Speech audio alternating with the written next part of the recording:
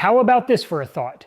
Upgrading your CNC machine with a spindle might sound like the ultimate workshop flex, but it's not just about power or precision. It's about making sure every piece of your system works together seamlessly. Oh, so it's not just buy the spindle and go? Not even close. A spindle upgrade can be transformative, but only if you've done your homework. There are 10 compatibility checks you need to make before you even think about hitting that Buy Now button. 10? That sounds like a lot of hoops to jump through.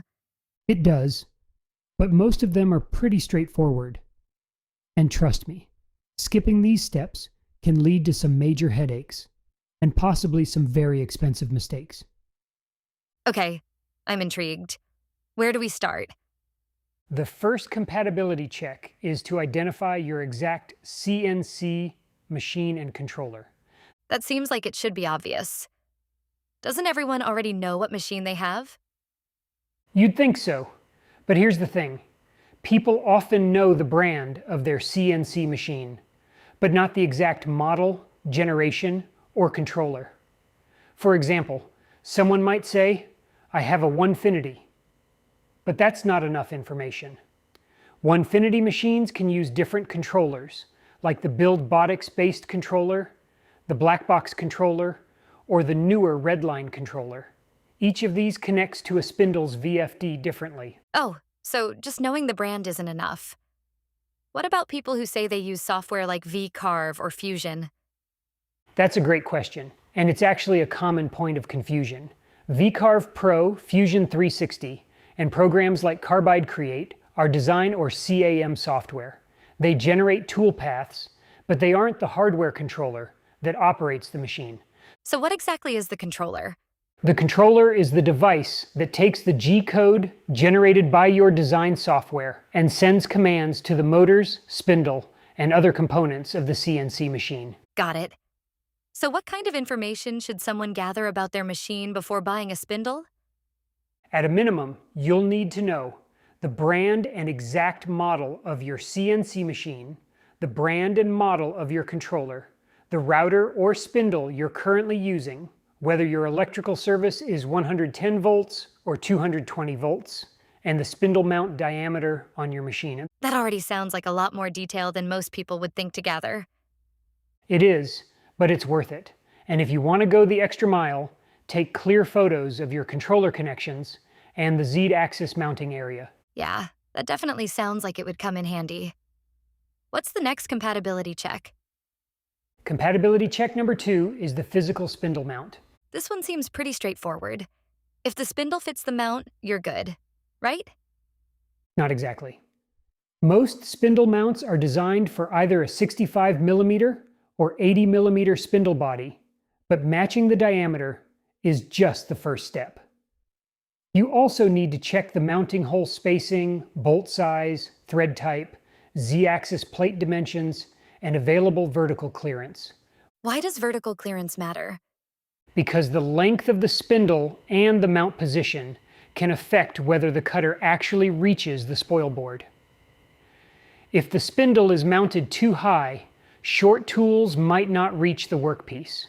If it's mounted too low, you might lose clearance for thicker materials. So even if a mount says it's for an 80mm spindle, it might not bolt onto every CNC machine? Exactly.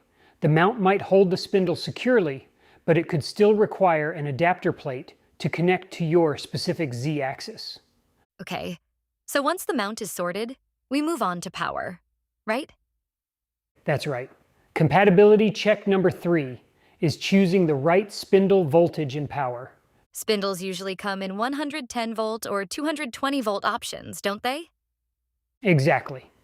The right choice depends on your available electrical service and how you plan to use the machine. For example, a 110 volt spindle is practical for home workshops where 220 volt service isn't available. But if you have access to a 220 volt circuit, you can consider higher powered spindle options. Is bigger always better when it comes to spindle power? Not necessarily. More power doesn't automatically make your CNC machine more capable. The machine's rigidity, tooling, work holding, and cutting parameters all play a role. For instance, a lightweight CNC frame might not be able to handle the full power of a larger spindle and could still require shallow cuts. So, upgrading the spindle won't magically fix every cutting problem? Correct. A spindle upgrade is just one piece of the puzzle. It won't eliminate issues like chatter from loose hardware, poor work holding, or incorrect cutting parameters. What should someone verify electrically before ordering a spindle? You need to confirm. And if someone isn't sure about their electrical setup? They should consult a licensed electrician. It's always better to be safe than sorry when dealing with high voltage equipment. All right, so we've got the machine, the mount, and the power sorted. How does the CNC controller actually communicate with the spindle? That's compatibility check number 4. The communication between the CNC controller and the spindle's VFD, or variable frequency drive. What does the VFD do? The VFD powers and controls the spindle motor. It adjusts the motor's speed and provides the torque needed for cutting.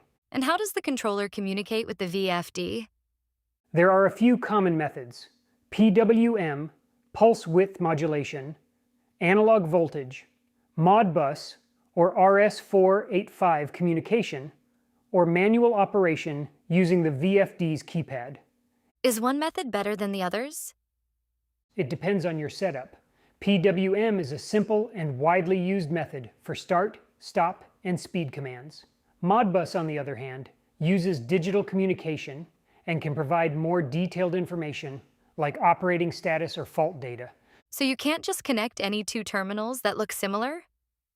Definitely not. You need to confirm the signal type, which terminals to use, and the settings for both the controller and the VFD. I'm guessing this is where a lot of people run into trouble. Exactly. A spindle might work perfectly when controlled manually from the VFD's keypad, but refuse to start from G-code if the control cable or settings are incorrect. And I'm assuming online wiring diagrams aren't always reliable? That's a safe assumption. Wiring diagrams for one controller and VFD combination might be completely wrong for another. Always follow the documentation for your specific equipment. Got it. So what's next? Compatibility check number 5, the control cable? The control cable? Isn't that just a simple connection? Not necessarily. The cable needs to match the connectors and wiring for both the CNC controller and the VFD.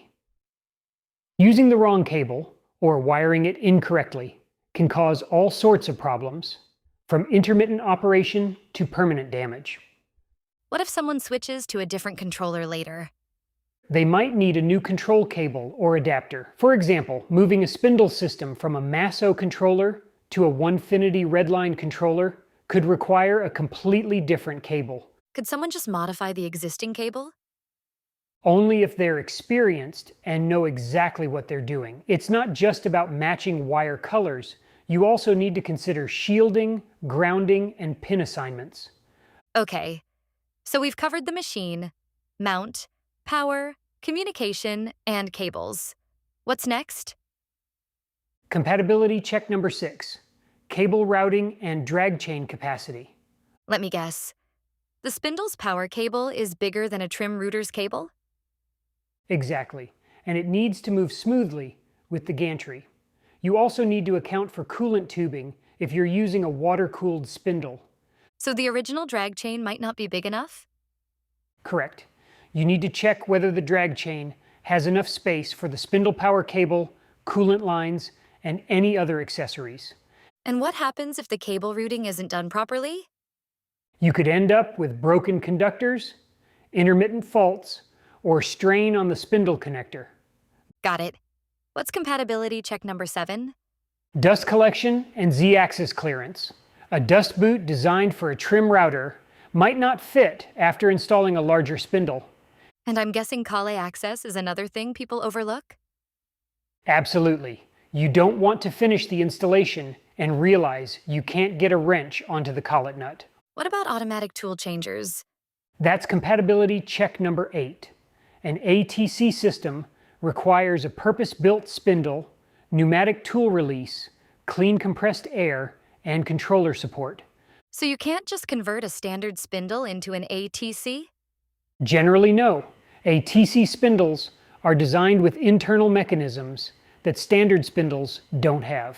What about the controller? That's compatibility check number 9.